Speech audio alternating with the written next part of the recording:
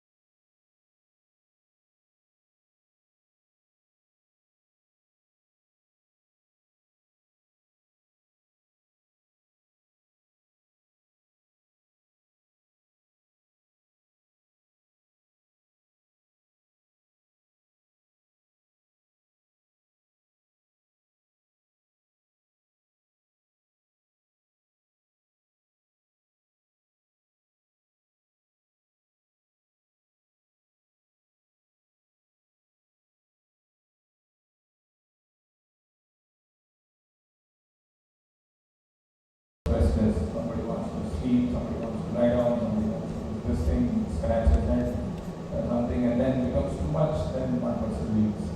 But having patiently heard the words. Actually, one of the qualities of the Lord is, even if we are impatient, we have inaccurate understanding of who He is. He patiently hears every single desire and words of ours. Upadhariya Vachastasya. Having patiently heard her words, Lord Shri Krishna. Where is Lord Shri Krishna mentioned here? Bhagavan. Krishna's name is not mentioned. Bhagavan. What kind of Bhagavan? He is always very affectionate to his devotees. Bhaktavatsala. So having patiently heard her words, Upadhariya Vachastasya, Lord Shri Krishna was always very affectionate to his devotees. Bhagavan Bhaktavatsala could at once understand Abudhyata, that Ashwatthama, Drauni, the son of Dronacharya, Ashwatthama, the son of Dronacharya, Drauni, had thrown the Brahmastra to finish the last life in the Pandava family. Apandavam idam kartam sastra. Apandavam, to finish the last life, Apandavam idam kartam, has thrown this weapon by Dronacharya's son, Ashwatthama. That's the translation and the words. And a very interesting purport. And we will analyze the purport in 3 different ways. But as just to refresh our memory, this Brahmastra has been released by Ashwatthama twice. We were seeing previously how the Brahmastra was released by Ashwatthama to kill Arjuna. Somehow or other Arjuna could escape by taking shelter of Krishna. And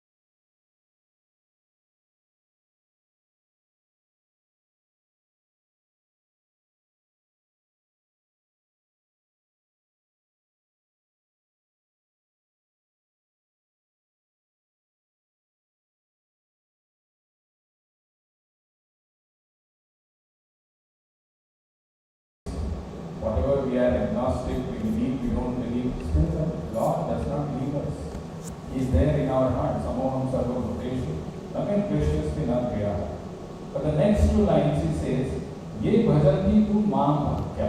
Tu is but. You talk about somebody, she generally puts well, but next you're going to tell something which is going to contradict whatever I have done. But then that has to be something happened. Samoham sarva bhuteshu named veshasti namriya. So Krishna is saying I am equal to everyone. Named veshya. I don't envy anyone. I'm not having any hateful relations with anyone. Neither anyone is here. But ye bhajanti tu mam bhaktya. But ye bhajanti, those who worship me, ye bhajanti, those who engage in devotional service by bhakti. Ye bhajanti tu mam bhaktya mahite deshu chapya. They are situated in me and I am also situated in them. Very interesting verse. Actually, Krishna is impartial, he is a fact. He is situated in every one of our hearts. But it depends how much of mercy we wanted from him. If we engage in devotional service, then he becomes purchased. Ye bhajanti tu mam bhaktya mahite deshu chapya. This is not partiality.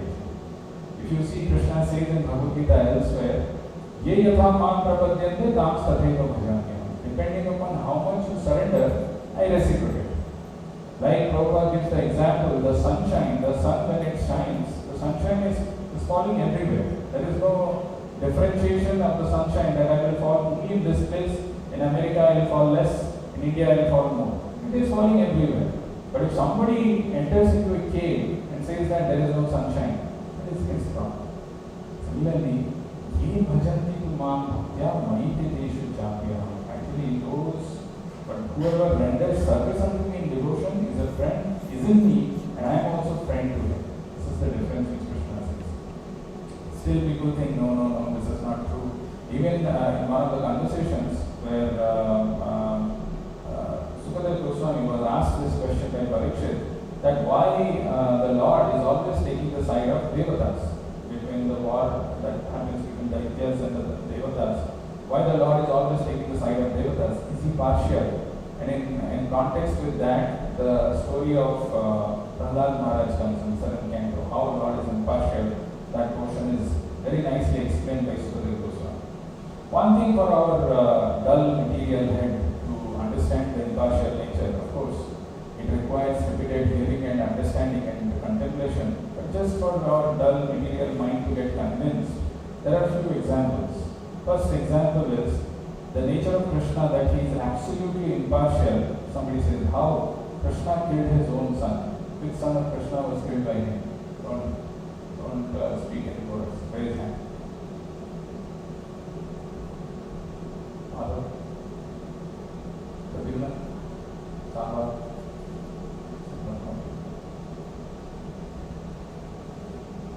Question, whose man?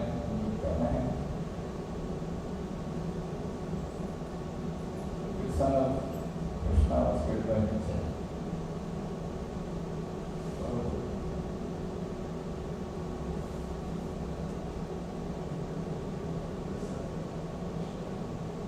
Krishna, who is the Bhumi?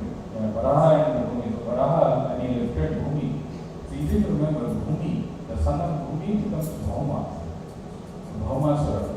So by the touch of Varaha Dev to Bhumi Devi, Bhauma was born. But one biggest problem, even though he was born of Krishna or the Supreme Lord, he came in contact with Bahasura. And because of that, he became Bhaumasura. So the important thing to remember in life is when one connects with Asura, one becomes an Asura. And when one connects with Sura, one becomes Sura. This is what Prabhupada writes in one of the purports to that particular episode. So our association is very important. When we associate with demoniac people, materialistic people, but obviously we will have those qualities. And when we associate with saintly people, when we associate with devotees of the Lord, we develop those qualities. So even though he was born directly as the son of the Supreme Lord, he became a demon and he was killed. And whereas, Kaliya, a serpent whose envy personified, was spared by Krishna. So the impartial nature of the Lord cannot be doubted, but sometimes our dull mind still doubts and it says, no, there is a partiality of the Lord. No, actually the Lord is very, very impartial, and as Prabhupada mentions, that he protects his devotees only from the well-being of everyone. If If the world is ruled by people who are demoniac, it is just, not just, it's a torturous thing for everyone in the world. So for the well-being of everyone, the Lord protects his devotees. There's a beautiful passage which talks about why the Lord is called Bhakta Vatsala. This is a purport, somewhere in 3rd canto. Very interestingly, pay attention to this Prabhupada's purport, how the Lord is known as Bhakta Vatsala. Prabhupada says the relationship between the Lord and his devotees is transcendently beautiful. These words are very, very important. Actually, each one of us who is aspiring to become a devotee should understand that the relationship that we have with the Lord is transcendently beautiful. This is beyond the material calculations. Usually the material relationships are always based on one thing. If you appreciate me, I will appreciate you.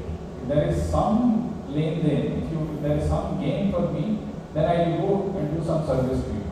If I do the service, I know that in reciprocation, in return, I am going to get something from you. That's why I am doing this.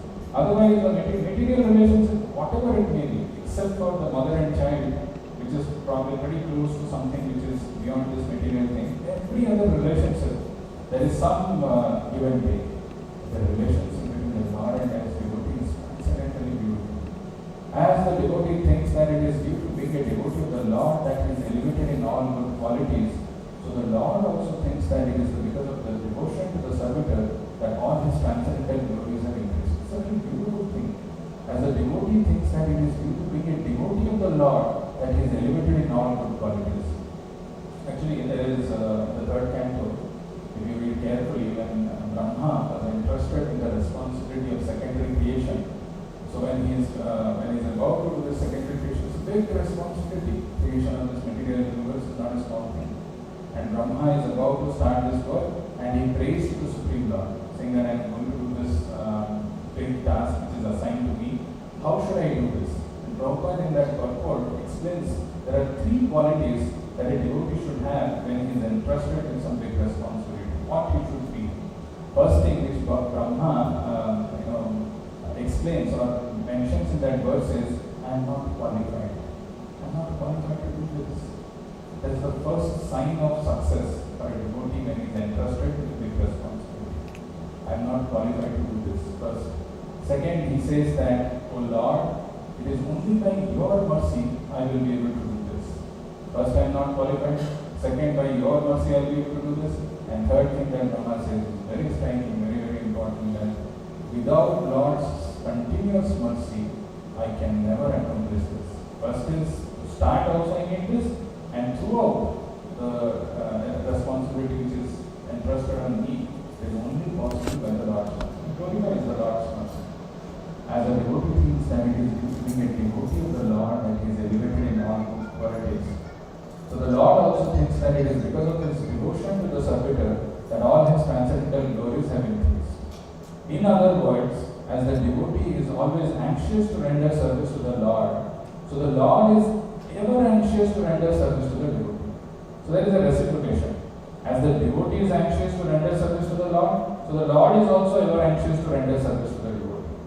The Lord admits herein that although he certainly has the quality that anyone who receives a slight particle of the dust of his lotus feet becomes at once a great personality, this greatness is due to his affection for his devotee. See, this Lord is giving credit of his lotus feet to somebody else. The Lord admits herein that although he certainly has the quality that anyone who receives a slight particle of the dust of his lotus feet becomes at once a great personality, this greatness is due to his affection for his devotee. It is because of this affection that the goddess of fortune does not leave him, and that not only one, but many thousands of goddesses of fortune engage in his service. In the material world, simply to get a little favor from the goddess of fortune, people observe many rigid regulations of austerity and penance. The Lord cannot tolerate any inconvenience on the part of the devotee. He is therefore famous as Bhakta Vatsala. You have to read this purport at least 3-4 times to understand what are things Prabhupada is telling. But if I have to summarize this, the first line that the Lord and the devotees have a transcendently beautiful relationship. Very important this relationship is not mundane, material, which has got some hidden vested motives inside that, but it is transcendentally beautiful. And the Lord goes to any extent to serve, to reciprocate the love and devotion of his devotees. That is why he is called as Bhagavatam. To understand the proper meaning of the word Bhaktavatsala, there is a very beautiful verse which comes in Bhagavatam. If you want, you can repeat after me. Saveda dhatu padavim parasya Dhatum padavim parasya duranta viryasya rathanga pane Duranta viryasya rathanga pane Yomaya santataya nubhritya Yomaya santaya nuritya bhajeta tatpada saroja gandham Bhajeta tatpada saroja gandham. Actually Krishna says how he gets purchased. Of course we heard that by bhakti he is purchased, but there is a qualification of that bhakti, how one should engage in bhakti. And why this particular verse is cited as by the acharyas that this exemplifies Krishna's form as Bhaktavatsala. So if you see the word that is used here for Krishna is Rathanga Pane. Rathanga Pane. Rathanga Pane because Krishna actually carried the wheel of a chariot. That's why his name is known as Rathanga Pane. And what is the significance of this? Can Krishna carrying this chariot? Anybody knows what is the significance?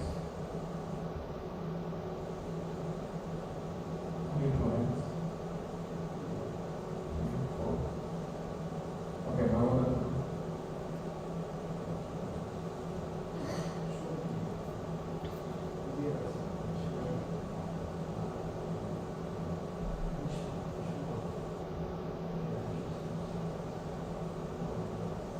Okay, any other?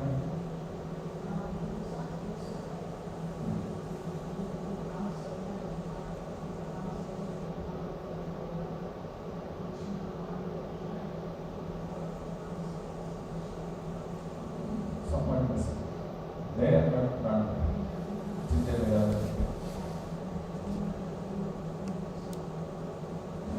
that is post. Why did he lift this?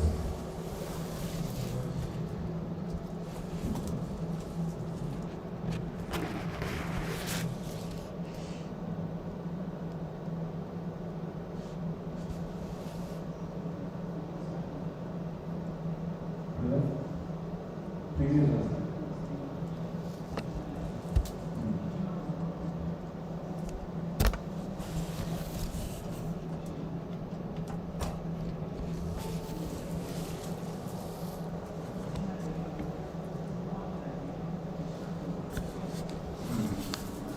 Bhishma had taken a vow that day, either the Pandavas would get killed or Krishna has to live this life. Even though Krishna himself made a promise to Guru Sena that he would not lift the weapon, he broke his promise to keep the words of his devotee. Who is the devotee? Bhishma. Bhishma's words, to keep Bhishma's words, and either he would kill because he didn't want Pandavas to die, and at the same time he wanted to keep the words of Bhishma there. So he broke his own promise to keep the words of Bhishma there. So this verse, Athanga Pani, actually signifies the Krishna's Bhaktavatsala attitude. But as I said, in this verse, there are three qualities which are mentioned, which is very important when we are engaging in devotional service. Without those three qualities, devotional service doesn't have any significance. So what are those three words which are mentioned? Amayaya, Santataya and Anubhritya. Amayaya, without reservation. Many times in our life, when we are asked to engage in devotional service, or we are given this opportunity to engage in devotional service, we don't take it up. Why? We feel that in my life there are so many problems. We have so many reservations in our life. We think that only when certain conditions become favorable, when our health permits, when our wealth, when there is a lot of money in my house, or when there is a car, when my husband is favorable, when my wife is favorable, or my children, when they listen to me and they also come with me, then only I will engage in devotional service. We put a lot of reservations. We put a lot of, when the circumstances, when they become favorable, only when I will be engaging in devotional service, without reservation. Actually, if we have those kind of reservations, we can never engage in devotional service. If our service is motivated by these factors, then it will take a very long time, very, very long time to see the Lord. So service to Krishna should be done under all circumstances, without reservation, santataya, without any gap. It is not like today we did and after 1 year I will again show up. Santataya, it has to be done continuously, without any gap. And anubhritya, favorably. We know the definition of bhakti which is given by Rupa Goswami. Anukulyena krishnanushilanam. Anyabhilasita sunyam jnana karmadi anapratam. Anukulyena krishnanushilanam bhakti ruttama. In the purport of this verse, if you see, Prabhupada explains, everybody is engaged in devotional service to the Lord. Everybody is engaged in service to the Lord. Few are engaged in directly, few are engaged in indirectly. Indirectly means Krishna's energy, the external energy of the Lord, which is called Maya. People are engaged in serving that instead of serving. That is indirectly. But this is not favorably, anubhritya. So if it is not favorably, even though they are engaged, they are serving their senses, they are serving this material world, they are trying to become the controller and enjoyer, they are serving Krishna indirectly. But that is not accepted by Krishna. Amayaya, santataya and anubhritya. Very interestingly, this attitude of serving Krishna, despite whether we are going through a happy situation or a sad situation, is very nicely explained by Prabhupada in one of the purports of Srimad Bhagavatam. If we pay attention, it's very nice actually. Prabhupada uses the word for the devotee as samamati. Mati means where our consciousness or intelligence is equal, whether it is when it is not getting distracted by the circumstances that we are put in. The purport, actually this is 6:16:34. You can hear this purport, very nice. Pure devotees are described as samamati, which means that they never deviate from devotional service under any circumstances. It is not that devotees worship the Supreme Lord only when they are happy. They worship Him even when in distress. Actually, in distress or in so-called difficult situations, it is very difficult to understand the hand of the Lord. The Lord, if we have this understanding that the Lord is my biggest well-wisher, Suhridam Sarva Bhutanam, even if He is putting me in a difficult situation, there is a reason for that. But I should not stop doing devotional service. Happiness and distress do not hamper the process of devotional service. This is a very important thing. Therefore, Srimad Bhagavatam says that devotional service is ahetuki apratihata, unmotivated and uninterrupted. When a devotee offers devotional service to the Lord without any motive, anyabhilasita sunyam, his service cannot be hampered by any material condition, apratihata. This is a very nice way of putting how Prabhupada is saying this, if you closely pay attention. When a devotee offers devotional service to the Lord without any motive, usually when there is a motive, I am just doing devotional service for the sake of doing, or just because somebody has asked me to do, or because there is a hidden motive. I am looking for some material benefits. I want my distresses to go. I want my some money to come. Artho, artharte, jnani, jigyasa. With some motive I am doing it. Then definitely that devotional service will be checked. But a devotee who is offering devotional service to the Lord without any motive, his service cannot be hampered by any material condition, apratihata. If you think that there are obstacles which are coming in your devotional life, if you think that your devotional service is getting checked, that means there is some motive while we are doing devotional service. Thus a devotee who offers service in all conditions of life can conquer the Supreme Personality of Godhead because they are pure. Being free from all material desires, they fully surrender to the Supreme Lord, and therefore the Lord conquers them. Such devotees never aspire for liberation. They simply desire to serve the lotus feet of the Lord. Because they serve the Lord without desires for remuneration, they can conquer the mercy of the Lord. The Lord is by nature very merciful, and when He sees that His servant is working without desires for material profit, naturally he is conquered. Devotees are always engaged in service. Savai mana Krishna padaravindayor vachansi vaikuntha gunanavardhane. All the activities of their senses are engaged in the service of the Lord. Because of such devotion, the Lord gives Himself to His devotees, as if they could use Him for any purpose they might desire. Of course, devotees have no purpose other than to serve. When a devotee fully surrenders and has no aspiration for material profit, the Lord certainly gives him all opportunities for service. This is the position of the Lord when conquered by his devotees. A very important thing to understand how our desire to serve the Lord should be free from all material motives. And with that pure heart, with that pure desire when we serve the Lord, that devotional service cannot be hampered, cannot be checked. Not just that, the Lord gets purchased. Naturally, he is conquered. Devotees are always engaged in service. Savai mana Krishna padaravindayo vachamsi vaikuntha gudanavardhane. For us to do devotional service, even for a small time, it becomes very difficult. Some devotional service we do, we immediately look for some respite, go and take rest or do something. But the pure devotee of the Lord, this is the sign of pure devotee of the Lord, where they are constantly engaged in devotional service. Savai mana Krishna padaravindayo. Mind is always attached or attracted to the lotus feet of Krishna. Vachamsi vaikuntha gunanuvardhane. The words are used in glorifying Krishna. Classic example of all this, if somebody thinks it is too much to achieve, is Srila Prabhupada himself. Srila Prabhupada's life, if we see, he is the best example who embodies all these qualities.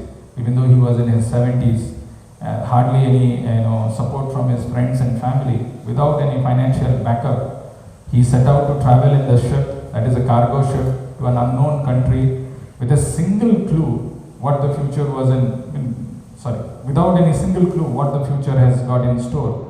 And with 2 massive heart attacks, he reaches here. For what? To serve the Lord, because to serve the Lord is to serve the pure devotee of the Lord. His spiritual master had given this instruction that he should preach to the Western country, and Prabhupada does that. So, if had it been any one of us, if you would have had a heart attack, you would have thought, this is too much for me. Let me go back to not some material place, let me go back to Vrindavan. In Vrindavan, and it is Lord's own place, I can be engaged in some devotional service and I can be happy. But he was always favorably serving the Lord without any reservation and was completely dependent on him. So the Bhakta Vatsala Krishna, also moved by his Anyabhilasita Sunyam, Ahetuki Seva, he made the establishment of this ISKCON, International Society for Krishna Consciousness. So the next time our mind tricks us, gives us excuse to skip our sadhana, or just becoming a little lazy, why to do this, or it's okay, today I can take a break, or I'll bunk deliberately, I'll run away, I'll come and do something, whatever it is. We should hammer that thoughts with thinking of these great souls like Prabhupada. They have shown that no age, somebody says now I'm old, I can't do things, nor poor health, nor lack of support from people, nothing can check our service to the Lord. All that is required is just simply surrender to Guru and Krishna. That's all it is. So, but one of the things when we want to become Bhakta Vatsala, when we are trying to attract the attention of the Lord, one of the very crucial things which we should pay attention, because it's not just about some theoretical concepts that we will hear, okay, amayaya, santataya, anubhritya, and we go back. We have to also see how these devotees used to conduct. And if you carefully read all these purports that we are seeing, 2 purports I read about Bhakta Vatsala, one of the things which comes out, which we should practically we should try to implement, is when we are actually coming and standing before the beautiful deity of Radha Damodar. One very crucial aspect which we miss out when we are standing, and that can make a huge difference in our life, is how should we see the Lord. Of course, Prabhupada gives at various places, he explains this, but one of the things which devotees miss out, because every class we talk about something which appears very esoteric. Okay, maybe Prabhupada was pure devotee, he could do it. What about me? How can I make progress in my life? How do I make some tangible change in my life? One of the things that we can do is, when we are reading these purports, we should see the importance of meditating on the lotus feet of the Lord. Very, very important actually. When we come before the deities, our obvious attention, it goes to the face of the Lord. And we look at the Lord for some time and then we get distracted and then we go, keep going. Or if we are entering into the temple hall multiple times, We just see, okay, the deities are there, Prabhupada is there, and then we just get busy with our services. But as Prabhupada mentions, there is a very powerful significance of just meditating on the lotus feet of the Lord. Savai Mana Krishna Padara Vindayor. It starts with the mind being attached to the lotus feet of the Lord. What happens? Actually, Prabhupada says in one place, if somebody doesn't meditate on the lotus feet of the Lord, that darshan is incomplete. We have a tendency to go and jump into the lotus face of the Lord, but first we should start with the lotus feet of the Lord. Meditating on the lotus feet of the Lord is extremely powerful. There is a verse which Yamunacharya, he says, he prays, very beautiful verse. Yadavadhi mama cheta Krishna padara vinde nava nava rasadhamni udyatam rantum asit tadavadhi vadanari sangames maryamane bhavati mukhavikara sushtu nistivanamcha. Yadavadhi mama cheta Krishna. Chitta is that mind, the consciousness. Yadavadhi, since when my chitta is attached to Krishna padara vinde, Yadavadhi mama cheta Krishna padara vinde, nava rasa dhamni udyatam rantum asit. There are newer and newer rasas, there are newer and newer mellows which is coming because my chitta is now attached to the lotus feet of Krishna. Yadavadhi mama cheta Krishna padara vinde, nava rasa dhamni udyatam rantum asit. Tadavadhi vada nari sangames maryamane. If after that, by mistake, by chance, even there is a thought which comes of uniting with a lady, with a woman, tadavadhi vada nari sangames maryamane bhavati mukha vikara sushtu nistivanamcha. Then my tongue curls with distaste, with disgust, and I spit at that thought. Bhavati mukha vikara sushtu nistivanamcha. The power of meditating on the lotus feet of Krishna is extremely significant. Elsewhere, Krishna says, this is a verse which is spoken by Brahma in his famous prayers. He says that the lotus feet of Krishna can be compared to an unsinkable boat. Samasritaye padapallava plabam mahat padam punya yasho murare. Bhavan budhir vatsa padam param padam padam vipadat natesham. Very beautiful verse. Samashritaye padapallava plabam. If somebody has taken the shelter of the boat of the lotus feet of Krishna, Samashritaye padapallava plabam mahat padam punya yasho murare. This mahat padam, mahat is this material world. This entire material world is resting on his lotus feet. Mahat padam punya yasho murare. Bhavan budhir vatsa padam param padam. This material world, which is compared to an ocean of birth and death, it shrinks to Vatsapadam, to the calf's footprint, and a devotee can easily cross over. Padam padam yad vipadat natesha. My point is, every time we come and stand before the deities, we should spend some time in looking at the lotus feet of every single deity. Radha Krishna, of course, Radharani we can't see, Damodar, the Utsava deities, Nitai Gauranga, and meditate on that. The red feet of Krishna, how the tulasi is attached today. Is it little, if it is little curved or something the pujari has put, or it has slipped its position, how they are attached, how the lotus feet of Nitai Gauranga, how it appears, is there any red mark there? We have to pay very, very strong attention to this, attention to the details of the lotus feet of Krishna. When it gets captured in our heart, it makes us progress in our spiritual life very tangibly, very significantly. There is another verse which Brahma himself says the importance of meditating on the lotus feet of Krishna. Athapi te deva padam bhujadvaya prasada lesanu grihita evahi janati tattvam bhagavan mahimno na chanya ekopi chiram vichinva. Athapi te deva padam bhujadvaya. If just little bit of mercy from the lotus feet of the Lord is fallen upon us. What does that mean? If we are engaged in devotional service of the lotus feet of the Lord by the direction of the pure devotee spiritual master, that process we can understand the Lord. That is the only way by which we can understand the Lord, no other way. Janati tattvam bhagavan mahimno na chanya ekopi chiram vichinvan. No matter whether you are engaging in jnana or in the process of yoga or any other process, impossible to know the Lord. Only prasada lesanu grihita evahi. My Lord, if one is favored by even a slight trace of the mercy of your lotus feet, he can understand the greatness of your personality. But those who speculate to understand the Supreme Personality of Godhead are unable to know you, even though they continue to study the Vedas for many, many years. There is a beautiful verse which is composed by Rupa Goswami. I just wanted to show that in connection with this. The verse, some chat.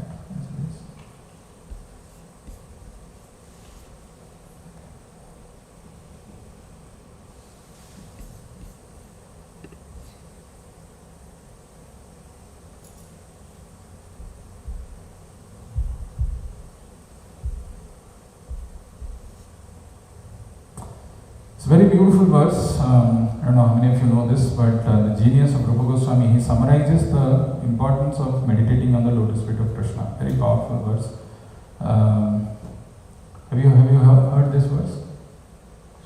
Krishna Deva Bhavantam Vande, Krishna Deva Bhavantam Vande, Manamanasa Madhukara Arpaya Nija Pada Pankaja Makarande, Krishna Deva Bhavantam Vande. He's telling Manamanasa Madhukara, my mind is like a bee. Manamanasa Madhukara Arpaya Nija Pada. He's telling that this mind, let it get attracted, attached to Arpaya Nijapada Pankaja Makarande, the lotus feet of Krishna. You know, from lotus there is always honey which is dripping, and a bee is always looking for that honey. So the lotus feet of Krishna, from which there is unlimited honey which is dripping. The lotus feet of the Lord is so attractive. He said, let my mind get attracted to that. Let my mind like bee, let it get attracted to the lotus feet of Krishna. But in the next verse he's telling, Yadyapi samadhishu vidhirapi pasyati natava nakhagra marichim idam ichchami nisamya tavachyuta tadapi kripad bhutapichim. Yadyapi samadhishu vidhirapi pasyati. Actually, Brahma is trying to meditate on this lotus feet of the Lord from millions of years, yet he is not able to do it. Yadyapi samadhishu bichim is Brahma. He is trying to meditate on the lotus feet of the Lord by getting into the state of samadhi, but still it is difficult. Then what is the hope for me? He is telling, Bhaktir udanchati yadyapi madhava natvai mama tila matri parameshwarata tadapi tadhat tavadhika durghata ghatana vidhatri. Because the mercy of the Lord is so powerful that if that mercy of the Lord falls on me, durghata ghatana vidhatri. Even if I don't have any qualification, even if Brahma is trying to meditate for millions of years, getting into the state of trance, he is not able to get it. But I will be able to get it by the mercy of the Lord. So it's very important as sadhaka to understand the importance of meditating on the lotus feet of the Lord. Now, to close our discussion together on this important verse that we've been talking about, one last thing which I wanted to share, and then with that we will close. So we spoke about the how the Lord is impartial. What is the meaning of the word Bhaktavatsala? How one can engage in devotional service with those three things. That is how the Lord gets purchased. Amayaya, Santataya, Anamritya. But the most important thing, why Sutta Goswami is talking about this characteristics of the Lord being Bhaktavatsala. What was it that Uttara mentioned in the previous verse that that made Sutta Goswami say that actually the Lord is Bhaktavatsala. He will take care, he will protect Uttara's child. Which is mentioned in the previous verse in the purport. What is that thing which is mentioned in the previous verse purport? So if you go back and see the verse that we had in the last class, whenever we had that verse, the mother of a child has a great responsibility in giving all protection to the child. And therefore Uttara was not ashamed to express this frankly before Lord Krishna. One word which is used in this line is very powerful. The mother of a child has a great responsibility in giving all protection to the child. Okay, which word do you think is very important? Responsibility. Who said? Responsibility. That's the right word. Very, very important thing actually. The mother of a child has a great responsibility in giving all protection to the child. Prabhupada mentions this in one of the lectures on this series of these verses. He says that when a devotee learns to take responsibility in spiritual life, he makes progress and the Lord comes for his protection. Actually, it is the responsibility of the mother to protect the child. That is why she is going. Let me die, let me be killed, but let my child be protected. That word responsibility is very important. We should ask ourselves in our life also, when we are engaging in devotional service, how much of responsibility I am taking. Taking responsibility is a sign of spiritual advancement. It is not easy. It is not a very easy thing to take responsibility. It is easy to just shy away. मेरे को तो कोई पूछने वाला नहीं है. मैं आया, मन किया, किया नहीं किया, चला गया. आता हूँ बस चुपके कहीं रह के चला जाता हूँ. The moment you start taking responsibility, moment you own it, even if there are challenges, even if there are difficulties, even if there are resistance, even if there are oppositions, when you start taking responsibility, the Lord comes for the protection. So with this we will stop. Any questions or any comments? Prabhu, is Narakasura Srimad Bhagavatam or there? Same.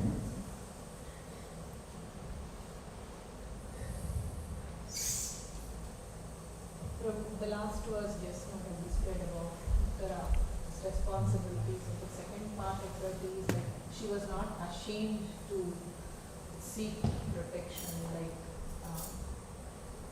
like why one has to be like ashamed to ask Lord something for protection. Because the Lord who is seated in our heart, He knows.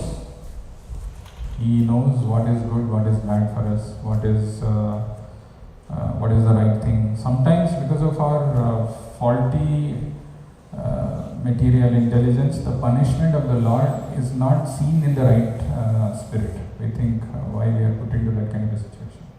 But in this case, she was not even ashamed. She just wanted to protect. She thought it is her responsibility because this is the last descendant of Pandava's dynasty, and he is a devotee. It was known to Uttara.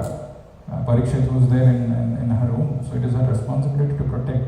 So responsibility means ultimately everything is happening by the Lord, right? It's not that we are doing something great. But when we take the responsibility for doing it for the Lord, that is what pleases the Lord. So that taking responsibility is a very important thing. So when some services are assigned, that how we execute that service tells a lot about where we are.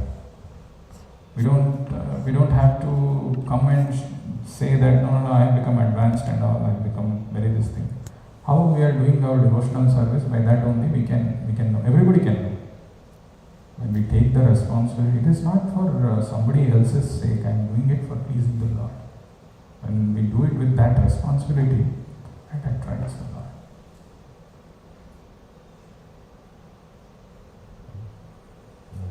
Since there have been some examples of Lord's impartiality, one was killing of Vimasana, other was Sparing Kaliya. Chariot, between the chariot, Rathanapani. Rathanapani was Bhakta Vatsala, but impartiality was one side Lord is killing his own son, other side he is protecting or sparing Kaliya, who is envy personified.